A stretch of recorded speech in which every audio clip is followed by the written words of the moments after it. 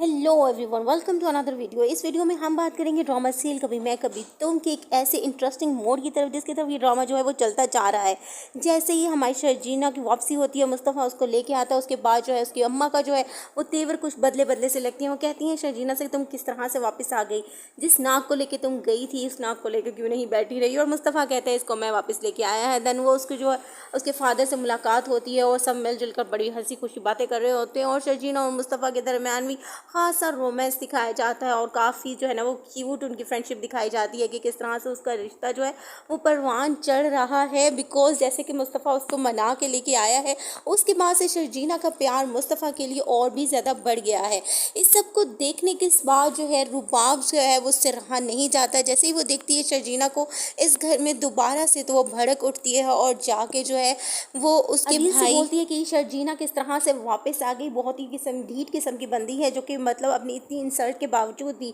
इतना एटीट्यूड दिखाने के बावजूद भी जो कि है वो वापस आ गई है। और अदील को दिखाया जाता है कि वो रबाब की फ्रेंड की जो है ना वो ख्यालों में गुम होता है और आजकल उसके साथ जो है ना वो लंबी लंबी हाँक रहा होता है। आने के बाद टोटली जो है वो इग्नोर करती है रुबाब और अदील को, जो कि अदील को जो है बिल्कुल भी हजम नहीं होता कि शर्जीना किस तरह से उनको एटीट्यूड दिखाते हुए जो है वो इग्नोर करते हुए जो है मुस्तफ़ा के साथ हंसी खुशी रह रही होती है। किस तरह से वो दोनों आपस में जो अटकेलियाँ कर रहे होते हैं जो कि अदील को हजम नहीं होता और देखते ही रह जाता है कि यार असल ज़िंदगी तो ये जी रहे हैं और मैं क्या हूँ, एक बॉसी लाइफ गुजार रहा हूँ एक ऐसी बीवी के साथ जो हर वक्त जो है मुझ पर हुक्म जमाती रहती है। ये जो एहसास कमतरी है ये अदील को अंदर ही अंदर जो है वो खाई जा रही है। और इस सब चीज़ों को ख़त्म करने के लिए वो रुबाब की फ्रेंड से जो है वो अपनी पिंगे बढ़ा रहा होता है, अपनी दोस्ती की पिंगे बढ़ा रहा होता है। और जो पहले ही लगाए बैठी होती है कि अदील जैसा जो है ना वो एक हैंडसम बंदा जो है मेरी लाइफ में है। बिकॉज उसका हस्बैंड जो होता है वो काफ़ी ज़्यादा फैटी होता है, यानी कि वो अपने हस्बैंड से थोड़ा तंग होती है। तो वो अदील पे जो है वो डोरे डाल रही होती है और अदील जो है वो उस पर डोरे डाल रहा होता है बिकॉज वो रुबाब यानी कि अपनी वाइफ से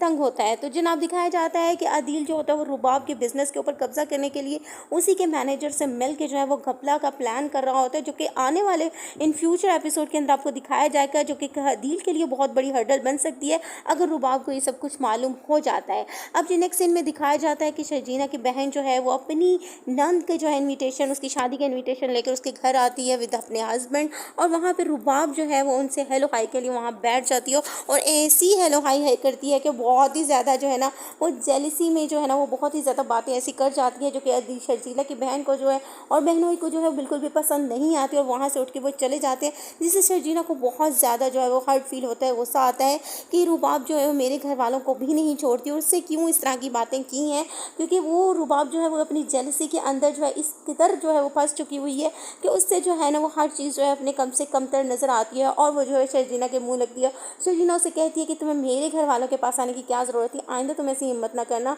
इस बात पे जो है वो शर्जीना और रुबाब के दरमियान में काफ़ी अच्छी किस्म की जो है वो लड़ाई होती है। उसके बाद जो है उसके बीच में जो है वो अदील भी आ जाता है और मुस्तफ़ा भी कूद जाता है। उन भाइयों के दरमियान भी काफ़ी हद तक हाथापाई हो जाती है, जो कि उसके फादर आगे के बाद जो है इस हाथापाई को छुड़ाते हैं। अब द नेक्स्ट एपिसोड में दिखाया जाएगा इन तमाम ही हाथापाई के बाद यानी कि लड़ाई के बाद जो है वो अदील की जो अम्मा होती हैं वो कहती हैं शर्जीना से कि वो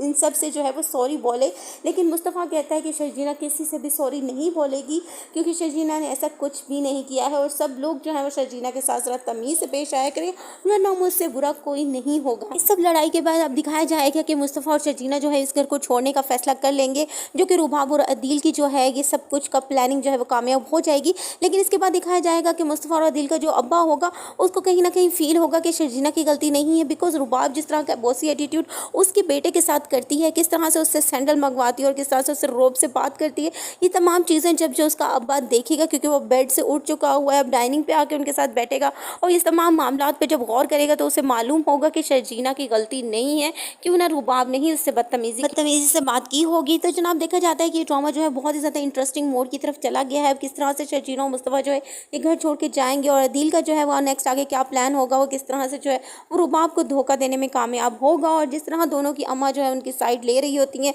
रुबाब की, बिकॉज रुबाब ने उसके घर के लिए काफ़ी कुछ किया होता है उसके हस्बैंड के लिए। सो दैट्स वाई ये स्टोरी जो है किसी ऐसे मोड़ की तरफ जा रही है जो कि बहुत ज़्यादा तबाही की तरफ जा रहा है, जहाँ पे शर्जीना और रुबाब के जो फाइट सीन थे बहुत ही ज़्यादा ज़बरदस्त थे, बहुत ही ज़्यादा ज़बरदस्त किस्म के डायलॉग उन्होंने बोले हैं और शर्जीना की एक्टिंग बहुत ही ज़्यादा ज़बरदस्त थी और एक्टिंग जो है वो रुबाब की भी कम नहीं थी बिकॉज उसे नेगेटिव रोल में दिखाया गया है, लेकिन जो वो अपना रोल जो है बहुत ही अच्छी तरह से निभा रही है। तो जनाब इस ड्रामे के रिव्यू करते हुए मुझे तो बहुत ज़्यादा मज़ा आ रहा है। और अगर आपको बहुत अच्छा लग रहा है तो प्लीज़ लाइक कीजिए, कमेंट कीजिए और सब्सक्राइब करना तो मत भूलिएगा।